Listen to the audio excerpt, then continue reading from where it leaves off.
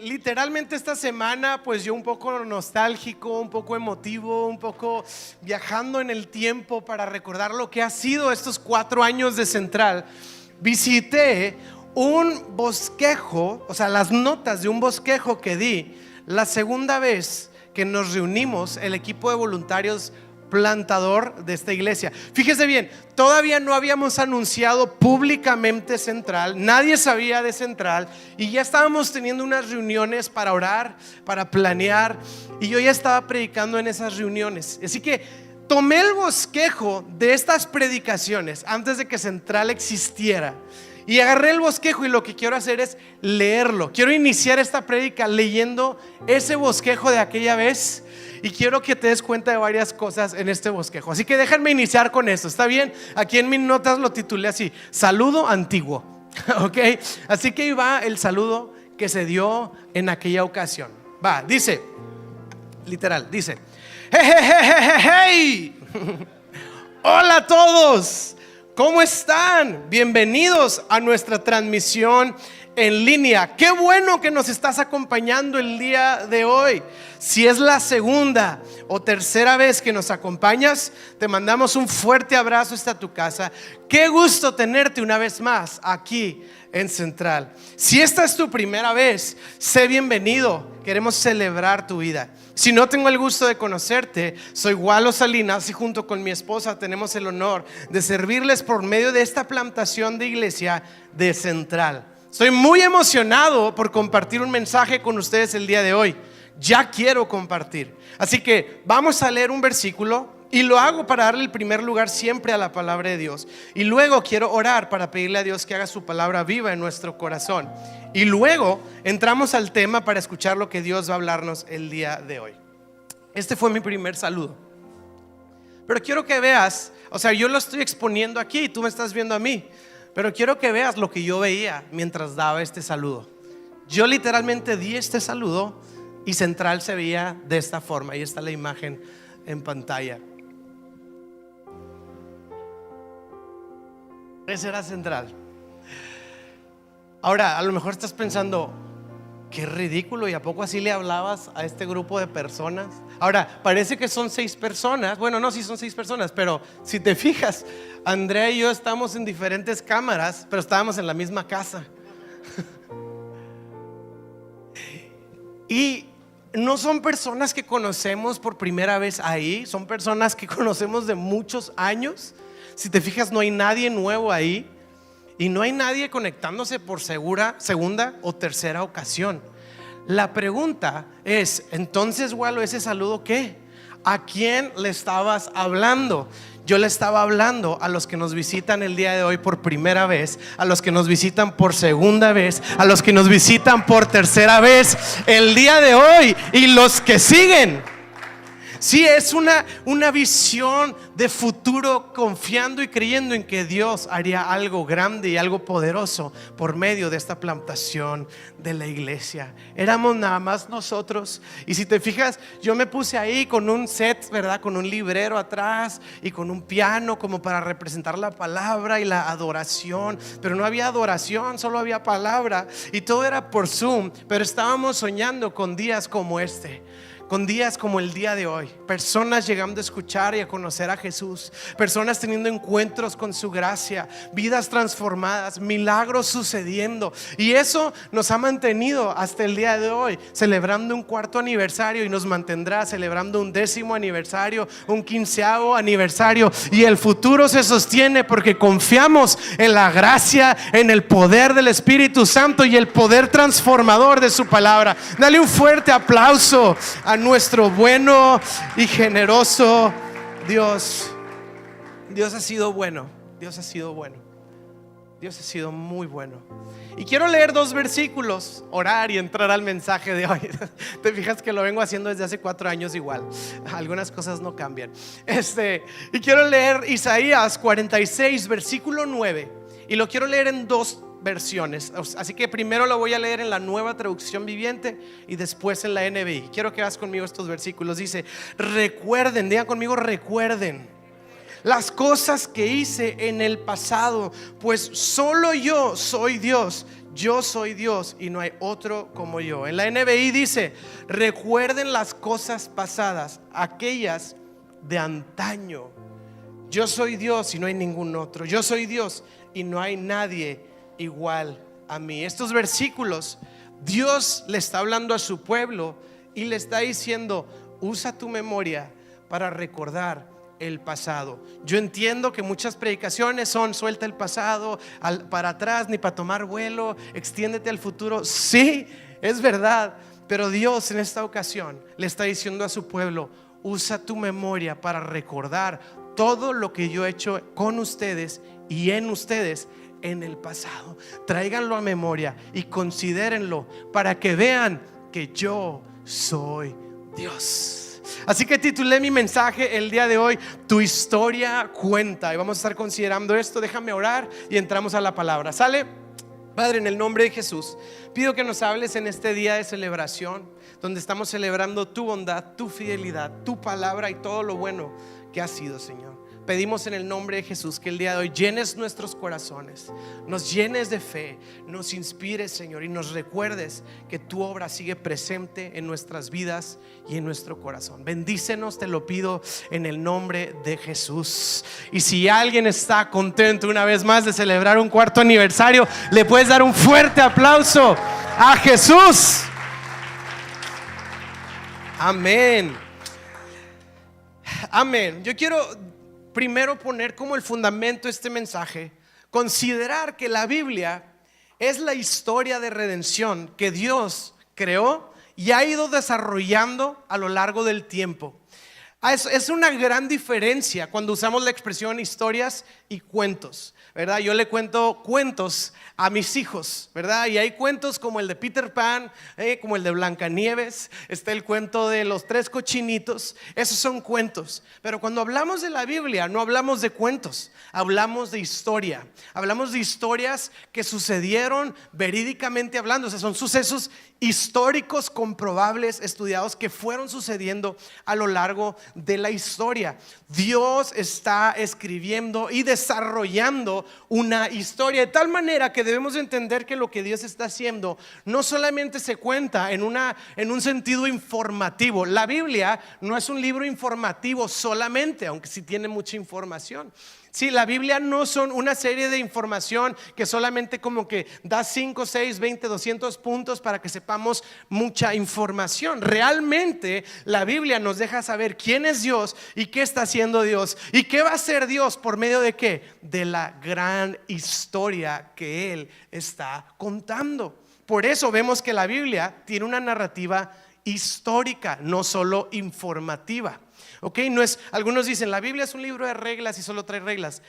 Hay algunas reglas, pero en realidad vas a encontrar más bien una historia. Quiero decirlo así: nuestro Dios es un Dios que creó una historia y está contando una historia. Tanto así que cuando nuestro Señor Jesucristo vino a la tierra, no nos dio información solamente, por supuesto, nos dio información, nos dio instrucciones, nos dio sabiduría y nos dio consejo, pero también nos contó de la gran historia de Dios, el cumplimiento del reino. Y el Señor no solo nos contó una historia, sino que se aseguró de que la pudiéramos entender, contándonos ¿qué? Historias, las conocemos como parábolas. Nuestro Señor Jesucristo usaba historias para hablarnos de una gran verdad de lo que Dios está haciendo. Y tenemos la parábola de la semilla de mostaza, tenemos la parábola de de la fiesta, tenemos la parábola del hijo pródigo, tenemos la parábola de la moneda, y así sucesivamente. El Señor Jesús nos contaba historias para entender la gran historia. Y Jesús, cuando vino a la tierra, fue parte, obviamente, el centro de todo lo que tenía que suceder en esta gran historia de redención que Dios ha estado escribiendo. ¿Sí? Entonces el tema de contar historias no es un tema interesante solamente, o no es un hábito que algunos papás tienen para contarles algo a sus hijos para que se duerman. Realmente es importante. De hecho, a la luz de la Biblia vamos a ver que el pueblo de Dios tenía este hábito de transmitir la verdad acerca de la palabra de Dios por medio de historias. Quiero leer Salmos capítulo 44 versículo 1.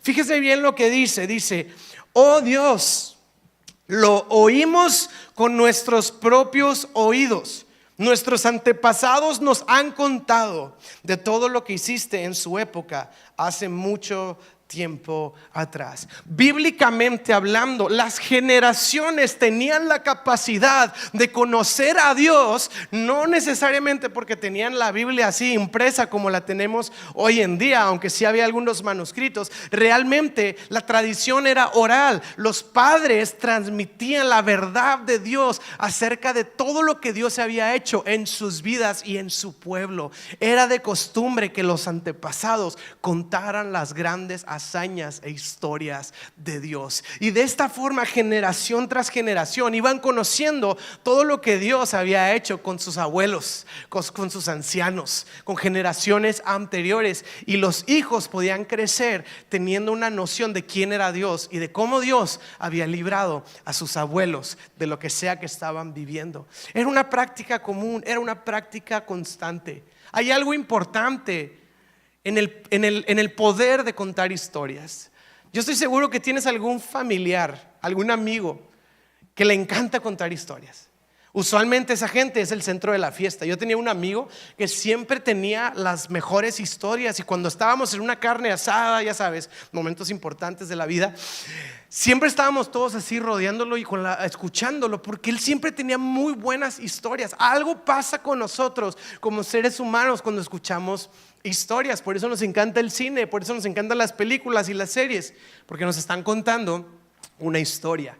Quizá tú eres el contador de historias de tu casa o de tu familia. Yo recuerdo a mi abuelo del lado materno, en paz descansa, él era el que siempre contaba la historia. Ahora, hay gente que cuenta muy buenas historias y eso es muy entretenido, y hay gente que cuenta una historia todo el tiempo. Y ese era mi abuelo.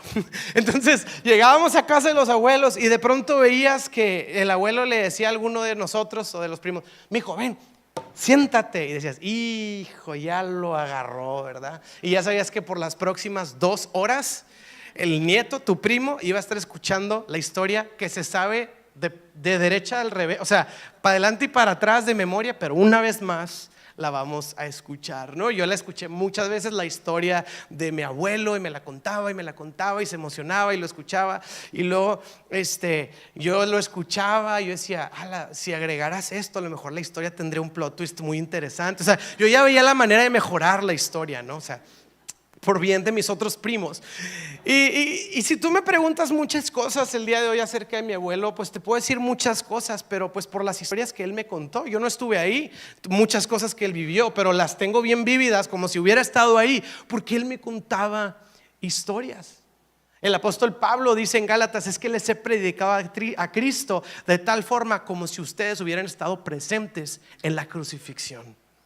Una capacidad de transmitir la verdad de quién Cristo es. De hecho, los expertos en comunicación han estudiado el tema de, pues básicamente, disculpe la redundancia, de la comunicación. Y el método más efectivo para comunicar es contar historias. Si tú haces un pitch de ventas, ¿verdad? Y vas a vender algo y tú cuentas una historia y luego das toda la información de lo que quieres vender, los estudios dicen que las personas se van a quedar más del 60% de la historia que les dijiste, y de la información que les diste solo el 13% aproximadamente. La gente quiere escuchar historias. Somos receptivos a las historias. La buena noticia acerca, a lo mejor estoy diciendo: ¿y eso qué tiene que ver con un 4º aniversario? El Señor Jesucristo, antes de dejar esta tierra y ascender a los cielos, le dijo a sus discípulos: vayan y comuniquen este evangelio de la buena noticia a todo el mundo, básicamente. Y Dios está haciendo algo actual en el presente. Dios está haciendo algo, Dios sigue obrando. La pregunta es: ¿qué está haciendo y cómo lo está haciendo? ¿Cómo lo está haciendo? Yo quiero leerte un versículo para responder esta situación de cómo Dios está llevando a cabo su obra, y quiero que leamos un pasaje en una carta del apóstol Pedro, y ahorita vas a ver cómo esto se relaciona contigo y conmigo. ¿Está bien?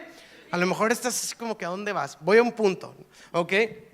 Primera de Pedro, capítulo 2, versículo 5. Pedro le habla a la iglesia. Quiero que te imagines que te está hablando a ti y les dice: ustedes son piedras vivas con las cuales Dios edifica su templo espiritual. Además, son sacerdotes santos. Ahora, de seguro alguien te ha dicho: compadre, hola compadre, ¿sí? De seguro alguien te ha dicho, no sé, algo así más, a lo mejor alguien más orgulloso te dice, ¿qué tal, campeón? ¿Verdad? Quizá alguien te ha apodado así como que echándote muchas porras, ¿qué onda, tigre? ¿Verdad? Yo estoy seguro que algún día alguien te ha hecho algún apodo. No sé cuándo fue la última vez que alguien te dijo piedra viva. Sí, de que, ¿qué onda, piedra viva? ¿Verdad? Y Pedro le dice así a la gente de la iglesia. Y uno dice, no está tan normal, porque antes les decían hermanos, no sé, les decían pueblo de Dios. Hay muchos apoditos que podemos encontrar ahí, pero piedras vivas es curioso que Pedro use ese término. Y te quiero decir un poco de contexto de por qué Pedro usó el término piedra viva. La iglesia a la que Pedro le está escribiendo está pasando un muy, muy mal momento. Ellos están siendo perseguidos, ellos están sufriendo, ellos están llorando, ellos están pasando la terrible. Y deja tú, por malas decisiones, no, por su fe. Sí, simplemente por querer seguir a Cristo estaban enfrentando una oposición terrible, muy hostil y agresiva. Y no estoy hablando solamente de que bullying en las redes sociales, o sea, estoy hablando literalmente, pagaban el precio aún con sus propias vidas. Sí, y este grupo de personas que estaban sufriendo tanto, vas a ver que entran en una especie de desilusión, desesperación, frustración y desánimo por las expresiones de la carta de Pedro. Por ejemplo, la iglesia estaba desesperada, decía, Jesús dijo que iba a venir por nosotros y no viene, ya nos olvidó, se está tardando, nos dejó aquí para venir a sufrir. Y Pedro les escribe, no, el Señor no es lento, el Señor no ha retrasado, sino que está siendo paciente, etc. Y empieza a consolar la aflicción que había en el corazón de esta iglesia.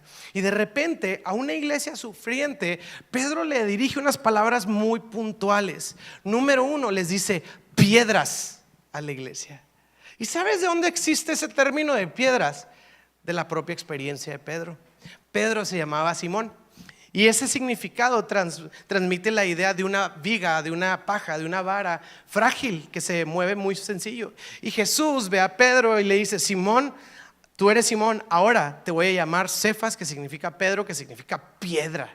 Jesús quiere fortalecer y afirmar y afianzar la vida de Pedro, y la manera de hacerlo es cambiarle el nombre y ponerle el nombre piedra, fuerte, sólido, resiliente, resistente. Y ahora, de su propia historia, Pedro está viendo a una iglesia flaqueando, una iglesia sufriente, una iglesia vulnerable, y de su propia experiencia, lo que Dios había hecho con él, ahora Pedro lo está haciendo con la iglesia. Ustedes son piedras, son Pedros, son sólidos, fuertes, no titubeen. Y luego dice esta palabra, y son piedras vivas, tienen vida. Yo sé que no se siente así, pero hay vida. Dios sigue obrando. Y luego dice lo siguiente, dice, ustedes son piedras vivas con las cuales Dios edifica su templo, su iglesia. ¿Qué está diciéndoles Pedro a este grupo de personas? Les está diciendo, yo sé que lo que estás viviendo no se parece a los testimonios de éxito que ves en YouTube, a ese pastor que predicó en un estadio y 20,000 se entregaron a Cristo. Yo sé que no se parece al teólogo ese que fue a la selva ahí en el Amazonas y unas tribus se entregaron a Cristo. Yo sé que tu historia no es ese típico testimonio de éxito que sale en YouTube, pero que no se parezca a esas historias no quiere decir que no está Dios obrando a través de ustedes y que Dios no ha continuado. Más bien, Dios no se ha detenido de seguir llevando su obra a través de ustedes. Tendemos no solo a contar historias, sino a clasificar y comparar historias, y en el contexto de la iglesia. Y entonces usamos expresiones como, no hombre, vi un testimonio de poder. O sea, hay testimonios de poder y testimonios más o menos. O no sé, testimonios de poder y testimonios débiles. Y luego clasificamos a la gente del testimonio también, ¿verdad? No, ese pastor súper ungido. O sea, los demás pastores, pues cómprenles aceite de oliva por lo menos para que algo de aceite, ¿verdad? No, es que él es profeta, no, hombre, pensé que era un humano normal, pero no, es profeta. Y entonces empezamos a hacer esto. Fíjese, había un hombre que era evangelista y sí era de estos que llenaba estadios y todo esto, muy importante, y falleció ya hace como 10 años. Falleció, pero yo me acuerdo la nota, decían: Dios llama a su presencia a un gran titán de la fe. Habla con el titán de la fe. Entonces, si hay titanes de la fe, ¿verdad? Y el cuate volteó y digo: él es un titán porque es un titán. Llenaba estadios y esto y el otro y salvaba todo África él solo, ¿verdad? Y yo digo: no, hombre, yo estoy el lunes en la mañana haciéndome un café y yo pues soy todo menos un titán de la fe, ¿verdad? Yo soy un normal de la fe. O no sé ni siquiera si tengo fe ya, ¿verdad? Porque pues está el titán ahí al lado. Y nosotros tenemos esa tendencia a comparar historias. Estaba escuchando un predicador que decía: pues es que yo le entregué mi vida al Señor a mis 13 años y pues yo no había hecho nada malo. Dice: entonces yo llegaba a la iglesia y ¿cuál es tu testimonio? Y decía él: pues yo de que pues no sé, Dios, aquí estoy, ¿verdad? Y llegaba el otro de que no, yo era un drogadicto y mataba gente, pero aquí estoy. Y que él decía: chino, se hubiera hecho algo malo de perdido, o sea, para traer una historia más emocionante. No, yo me drogaba y ay, pues igual y le entro, me aparto tantito y regreso nomás para traer algo a la mesa, ¿no? Porque comparamos historias. Y cuando hablamos de las historias de la fe, y escucha bien, si yo digo que Dios está desarrollando historias de fe para construir su iglesia, usualmente pensamos en las historias del misionero en la selva, en las historias del pastor que sanó gente o del evangelista que estuvo en un estadio, y esas historias que no son el pan de cada día. Y sin darnos cuenta, lo que hacemos es descalificar nuestra propia historia como si fuera una historia que Dios pudiera usar para construir su iglesia. Mi historia no, es normal, o sea, yo la verdad no tengo mucho que decir porque pues es muy normal, o sea, pues yo normal, estudié, me gradué, empecé a trabajar, pago mis gastos y ya, no hago nada así como que fuera de lo normal, o sea, no ando flotando como esos otros apóstoles.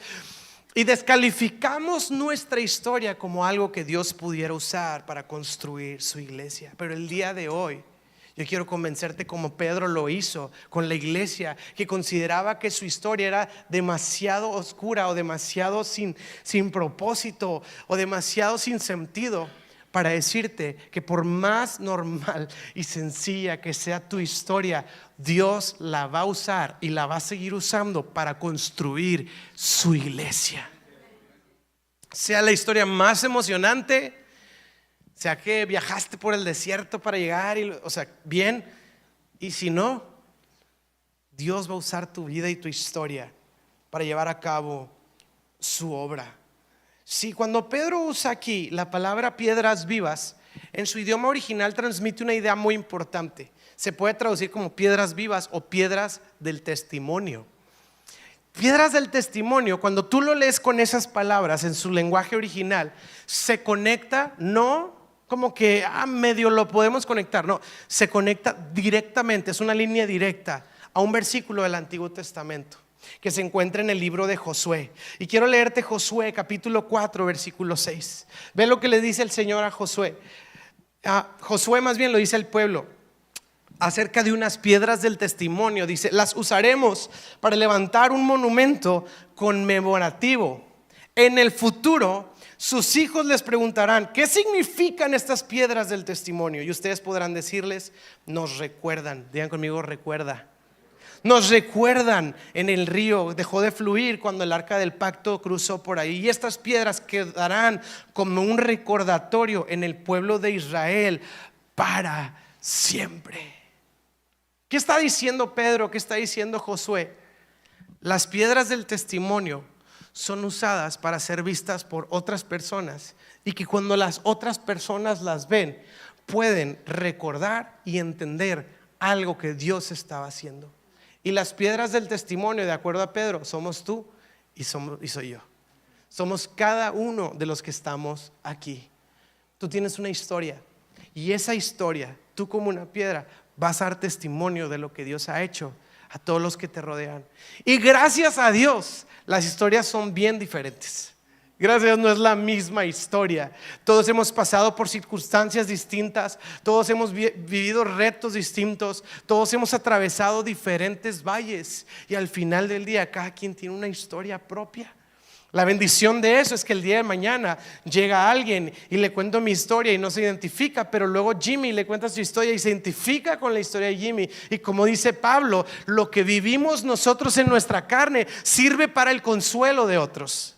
Y a lo mejor llega alguien y no se identifica con la historia de Jimmy, pero se identifica con la vida de Armando. Y así sucesivamente la iglesia se construye de un montón de piedras del testimonio que apiladas empiezan a construir su iglesia. La iglesia se construye de personas que han tenido un encuentro con Cristo y que tienen un testimonio que contar. Apocalipsis, me fui bien recio, ¿verdad? De repente habla del diablo. Y dice que el diablo quería comerse a los cristianos. No lo dice así, pero básicamente dice que los cristianos lo vencieron de dos formas. Número uno, la sangre de Cristo. Y número dos, la palabra del testimonio. Tu testimonio vence las tinieblas.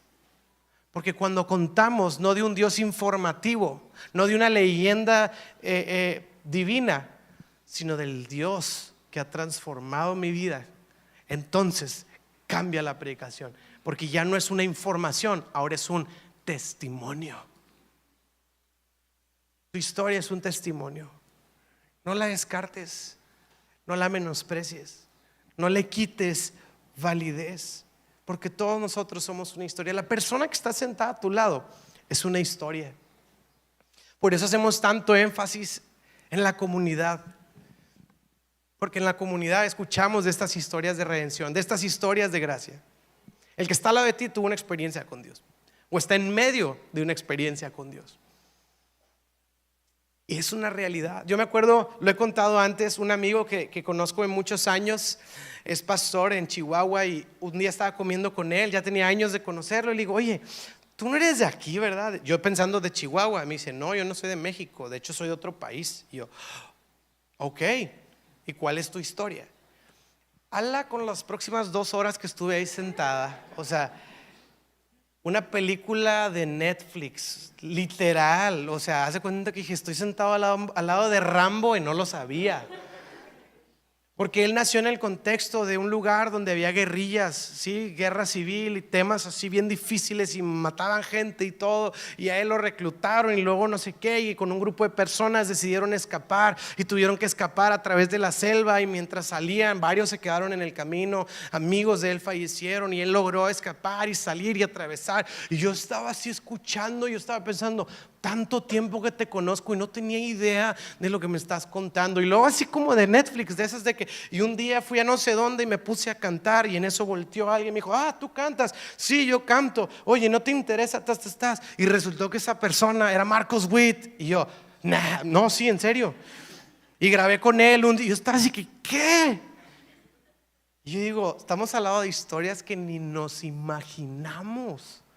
Ni nos imaginamos. Digo, la de mi amigo sí está así, muy así, ¿verdad? Pero aunque Marcos Witt no lo haya invitado a cantar a ustedes, no pasa nada. Pero todos somos una historia de redención y todos somos piedras. La idea es que estas piedras se van apilando y van construyendo un muro que refleja un testimonio de que Dios es bueno, de que Dios es fiel y de que Dios sigue obrando, sanando, rescatando, restaurando, renovando. Dios sigue obrando. Y ese es el plan de Dios para nuestras vidas. Esa es la manera en la que Jesús está levantando su iglesia, juntando un número grande de historias, tu historia y mi historia, juntas. Pero quiero hacer un énfasis para irme dirigiendo al final de esto. El énfasis aquí no dice ustedes son una piedra en singular, porque por supuesto Jesús te hizo a ti una piedra singular y tú tienes una historia personal, pero la iglesia no se construye con una piedra, dice piedras vivas, muchas piedras. Y Pedro emplea el lenguaje de arquitecto y empieza a hablar de la piedra angular que es Cristo, pero que después del fundamento de Cristo se empiezan a poner otras piedras para construir una muralla, para construir una torre. La idea es que nuestras historias se interconecten, sean historias que juntas reflejan la bondad de Dios. Por eso hacemos un fuerte énfasis en el tema de la comunidad, de estar aquí juntos, de conectar, de relaciones. En realidad, honestamente, sería muy fácil hacer una iglesia de entra y váyase, ¿verdad? Y no ponemos café, y no ponemos dona, y no ponemos nada, y órale, como entramos nos vamos. Y la verdad estaría muy bien. Y le digo algo, si fuera así, hasta estaría bien padre, que no habría problemas nunca. Pero esa no fue la idea de Dios. La idea de Dios no fue juntar un grupo de alumnos que escucharon una clase solamente. La idea de Dios era una familia, era piedras en conjunto. Por eso el Nuevo Testamento dice: no se dejen de congregar, no dejen de unirse, no dejen de ser parte, porque esa es la manera de construir lo que el Señor quiere hacer. Tu historia cuenta, tu historia es parte. Cuando hablamos de historias en lo que Dios está haciendo, siempre pensamos en iglesias, a lo mejor nada más. La historia de la iglesia, la historia es central, 4 años. O pensamos en la historia de pastores, lo que es tus pastores por la fe, lo que sea. En realidad no es así. Sí es la historia de la iglesia, pero la iglesia somos tú y yo, no los pastores. Somos tú y yo. La historia central ha sido posible porque tú estás aquí, porque tú sigues aquí, porque tú has invitado a tus amigos aquí. Somos tú y yo. No se trata ni de los pastores ni de los líderes. Se trata de lo que Jesús está haciendo en esta familia de la fe. Y quiero contarte algo bien curioso. Bien curioso. Y esto es algo que he estado meditando y platicando con Andrea. ¿Han escuchado los matrimonios cuando dicen que te casas, que la luna de miel te dura 2 años? Como que un amigo pastor una vez me dijo esto: la luna de miel dura 2 años. Y después ya empiezan los gritos. Y yo, ok, pastor, gracias, ¿no? Y yo digo, bueno, cada quien cuenta cómo le fue la feria. Pero bueno, es esta idea de que después de los 2 años se rompe ya la burbujita, ¿verdad? Los primeros años es como que, ay, es que es tan chistoso, me hace reír tanto. 2 años después, ya, o sea, no seas niño, tú y tus chistes y nada te tomas en serio, hazte hombre. Ay, cambia. Antes era un tierno comediante, ahora es un payaso inútil, ¿verdad? Después de los 2 años.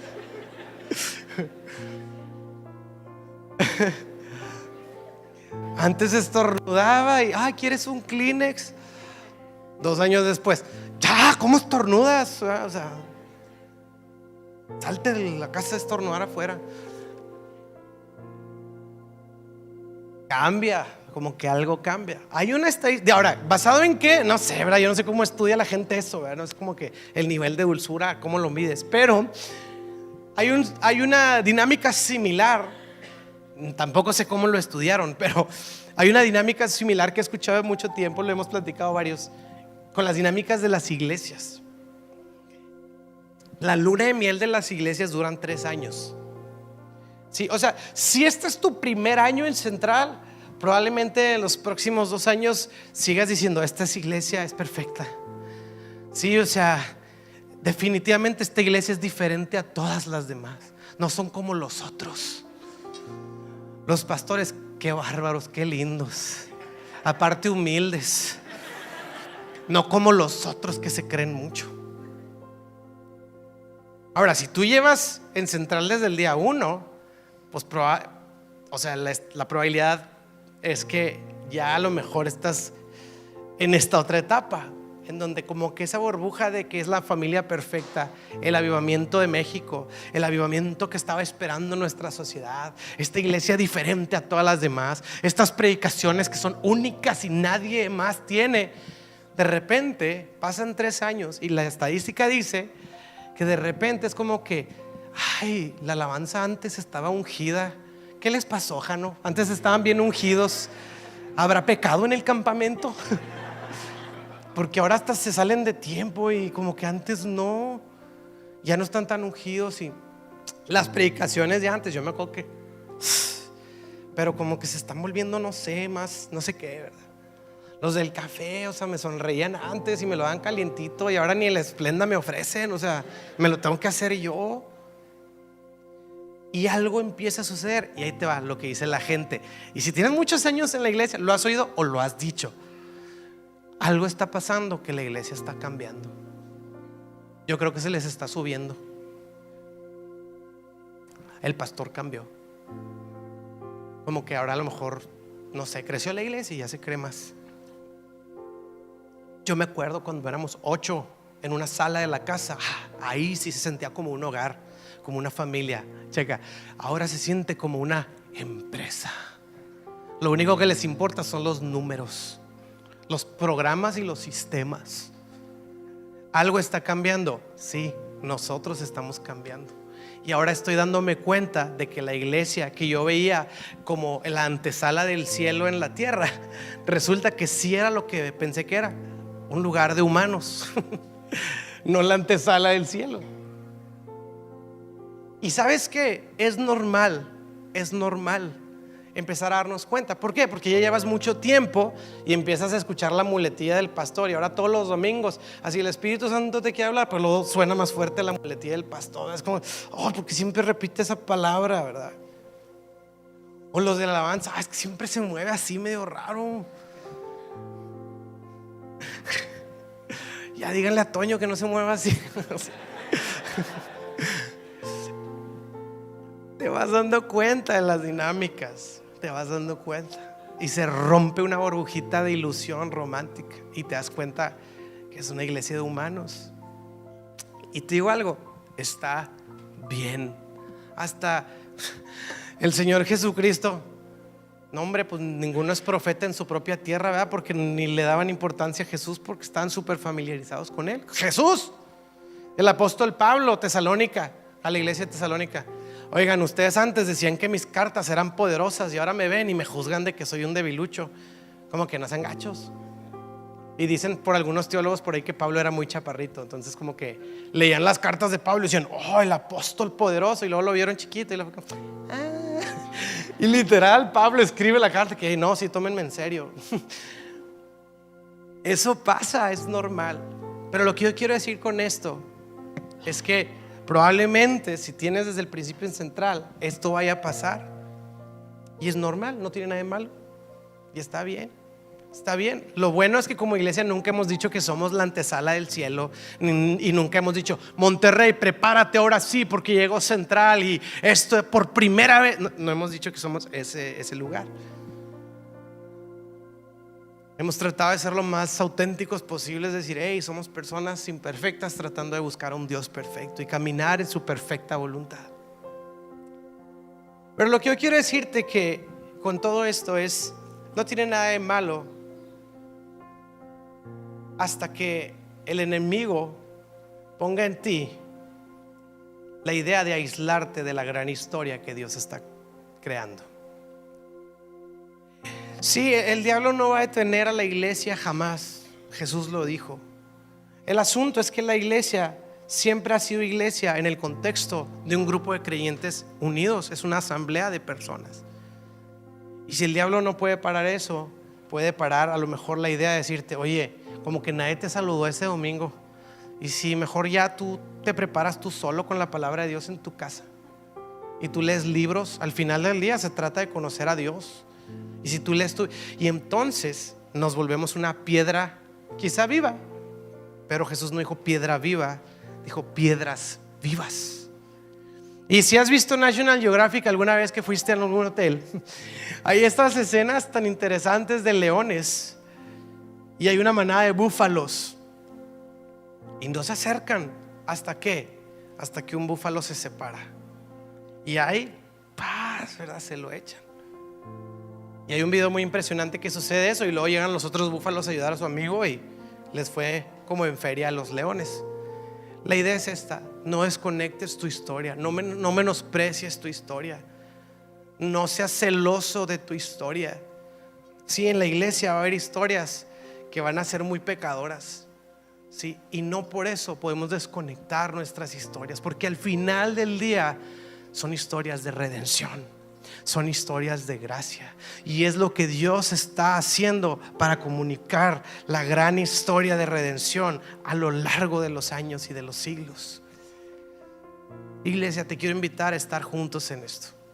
Quiero invitar a soñar juntos en esto, a no familiarizarnos y a continuar profundizando unos con otros en todo lo que Jesús va a hacer. No menospreciar y no sentirnos que no somos parte de lo que Dios ha hecho. Si tienes un mes en Central, tú eres suficientemente parte de la historia de Central, aunque tengas un mes y no 4 años.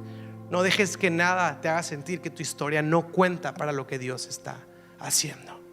Tú eres parte, tu historia cuenta, y Dios va a usar tu vida para contar esta gran historia de redención. Amén. ¿Le puedes dar un fuerte aplauso a nuestro Dios? Por último, ¿por qué no nos ponemos de pie para orar?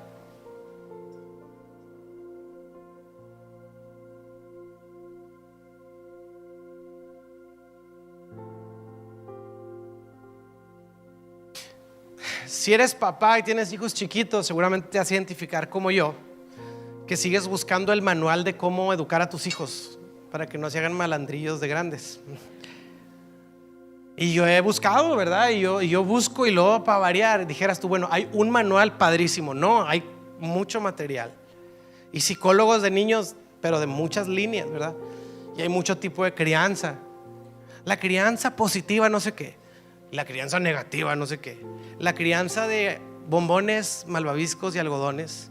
Y la crianza de los fregazos, ¿verdad? La crianza, no sé, de déjalo hacer lo que quiera. Y la crianza correctiva, no lo dejes hacer nada. Y te quedas bien confundido diciendo, ¿qué hago, verdad? O sea, que alguien me dé un libro, por favor. ¿Y qué creen? Sí, me están viendo con cara de que ya encontré la respuesta. No la tengo. Pero si algo me queda claro, lo que acabamos de leer en la Biblia es que dice que los padres han contado lo que Dios ha hecho en sus vidas a sus hijos, y los hijos crecen sabiendo no solo de que existe un Dios, sino de que sus papás tienen historias reales con un Dios real. Que podamos contar historias. Digo, y no solo a tus hijos, a tus compañeros, a tus padres, a tu familia, lo que Dios está haciendo y ha hecho contigo. Ahora, quizá digas, no, pues no sé, Dios no ha hecho nada conmigo. Nunca he hecho un viaje misionero, nunca he ido a una conferencia, nunca he plantado una iglesia, nunca he ido a un hospital a orar por gente. Y otra vez descalificamos nuestra historia. Yo quiero hacerte una pregunta. ¿Cuántos de aquí han tenido una circunstancia que parecía imposible? Que digas, financieramente no había, estaba en un hoyo, o a lo mejor de salud, y es que me dio esta enfermedad y yo veía que no había manera de salir adelante. Una situación de quiebre, no sé, alguna situación familiar que decías, hasta aquí llegué. A lo mejor un asunto de salud mental, y que decías, ya no voy a ver la luz después de esto, y que parecía que habías llegado a tu fin. ¿Cuántos han atravesado alguna situación así de complicada que puedan levantar su mano? Gracias. Mira, muchas historias.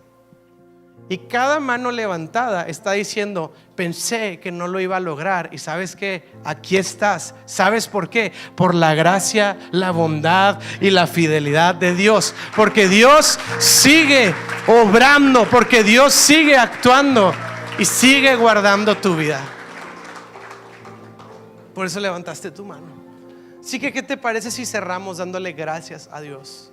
Y te quiero invitar a que hagas el ejercicio, mirar unos segundos para atrás, para darte que Dios ha sido bueno. Así que, Señor, te damos gracias.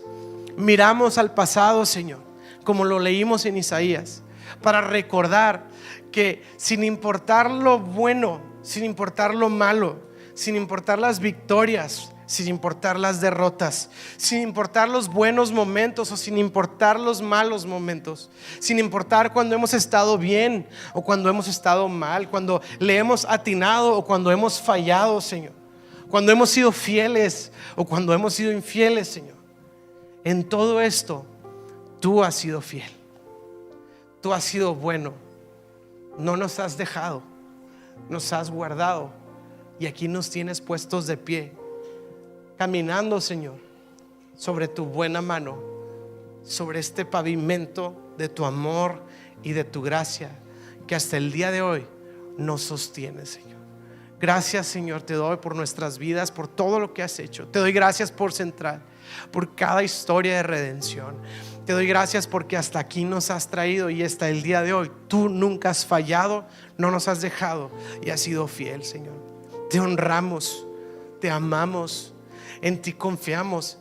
Y si hay alguien el día de hoy en medio de una situación difícil, o hay alguien que tiene una incertidumbre hacia el futuro, Señor, el día de hoy quiero pedirte que recordar que tú has estado con nosotros en el pasado nos dé la seguridad de saber que seguirás con nosotros en el presente y en el futuro, porque eres un Dios en el que podemos confiar, Señor. Te damos tantas gracias, te damos la alabanza, te damos todo el honor, todo el reconocimiento, te damos con un corazón agradecido a ti toda la gloria, porque solo tú la mereces por los siglos de los siglos. Y todo Central dice amén y amén.